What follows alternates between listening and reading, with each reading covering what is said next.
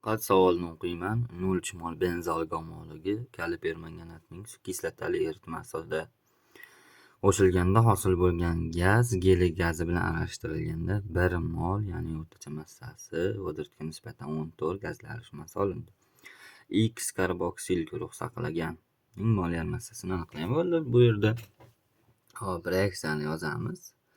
Reaksiya yozganimizda R oksidlanganda benzol kislota bilan karbonat angidrid hosil bo'ladi. Endi bu radikal topish muammo emas. Bizga karbonat angidrid va geliy gaz berilgan. Bizdagi gaz karbonat angidrid diagonalda ajratadigan bo'lsak 0,6 mol karbonat angidrid ajralgan. Demak, 0,3 mol benzol gomoligi yonganda 0,6 mol karbonat angidrid ajralsa, 1 molidan qancha ajraladi? 2 mol.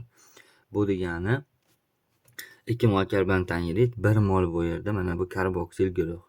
Demak, umumiy uglevodlar soni 3 molni tashkil etar ekan. Mana bu yerga mana 3 mol X 3 ta bo'lsa, S3H7 radikali bo'lsa, bizda karboksil guruhni ham qo'shgan.